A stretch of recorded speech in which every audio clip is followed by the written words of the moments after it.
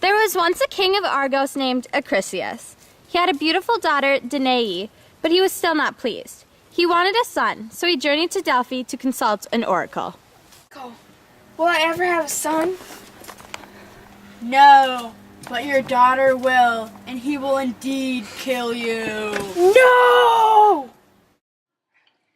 Acrisius, unable to put his daughter to instant death because of his fear of the gods and the furious punishment, locked her in a bronze house underground. There she waited in the box, waiting for time to pass, until one day Zeus came to her in the form of golden rain. She later bore his son. Danae kept her son, named Perseus, hidden away from her father until one day he was discovered. A son? How can you do this?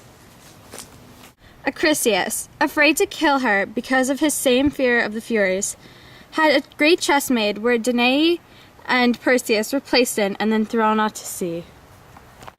They sat alone in the sea, hearing the waves roll by, until one day they finally washed up on the shore of a small island. There, a kind fisherman, Dictys, rescued and cared for Perseus and his mother. They lived in peace with them for many years until Dictys' brother Polydectes, the cruel, ruthless leader of the island, notices Danae's beauty. Hey, looking good. Polydectes desperately wanted Danae, but not her awful son Perseus, so he devised a plan. He mentioned the Gorgons to Perseus and how deeply he wanted one of their heads. So, heard of the Gorgons? They're pretty cool. I really want one. Polydectes then announced he was going to get married and invited everyone, including Perseus, to a party to celebrate. I have an announcement. I'm going to be married. Oh my gods! I don't have a gift. What do I do?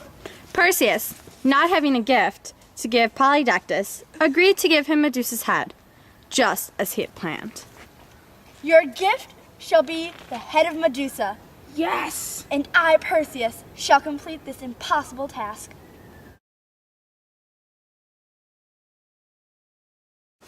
To find the Gorgons, one must seek the land where men eat not Demeter's golden grain, but only acorns.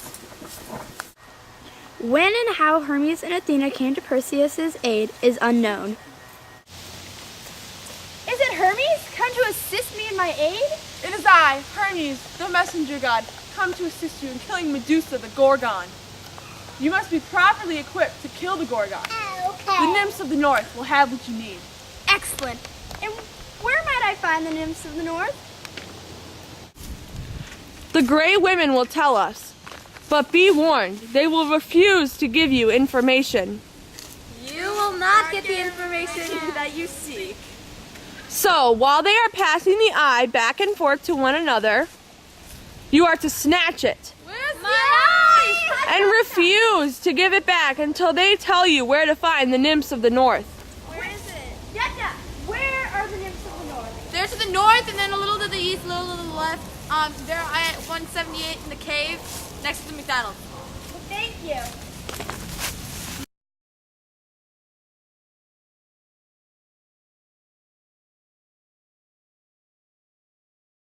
Winged sandals, a cap which would make you invisible, and a magic wall that could become the right size for every object. With these gifts, Hermes' sword and Athena's shield, Perseus was now ready to face the Gorgons.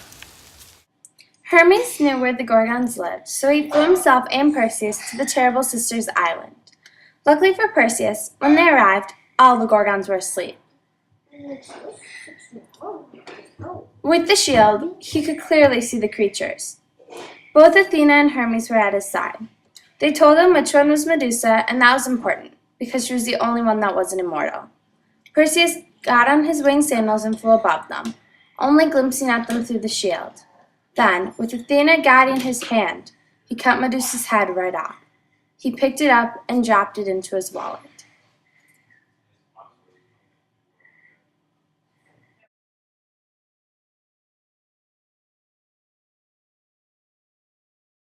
He and Hermes then flew away from the island. On his way back, he came to the island of Ethiopia. By this time, Hermes had left him.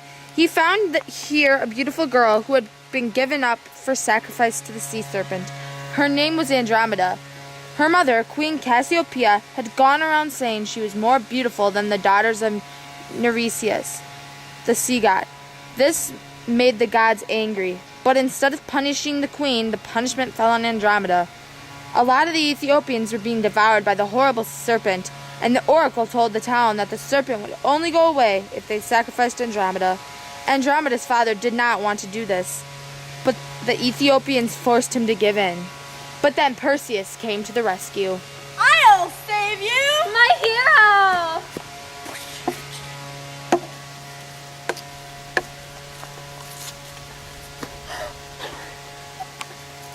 You're so beautiful. Oh, thank you. Perseus saw her and instantly fell in love.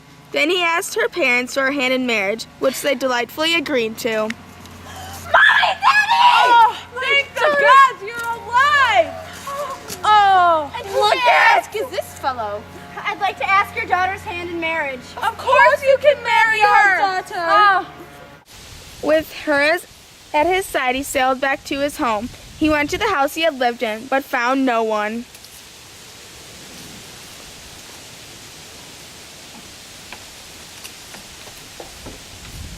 Mother? Dictus? No!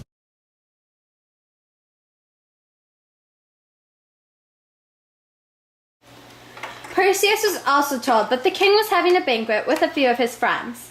Perseus knew that this was his opportunity. He went to the palace and stood in the entrance. Everyone's eyes were on him. Before anyone could look away, he took out Medusa's head and turned each and every one of them to stone.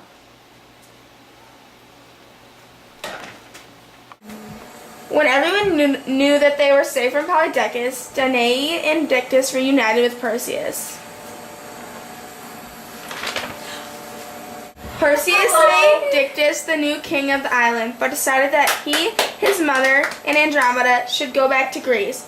When they reached Argos, Acrisius had been driven away and no one could say where he was.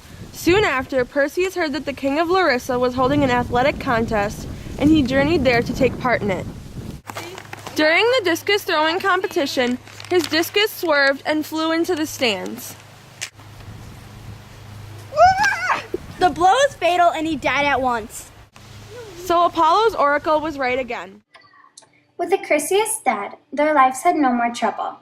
Perseus and Andromeda lived happily ever after. They had a son, Electron, who would be the grandfather of Hercules. Medusa's head was given to Athena, who wore it upon Zeus's shield, which she carried for him.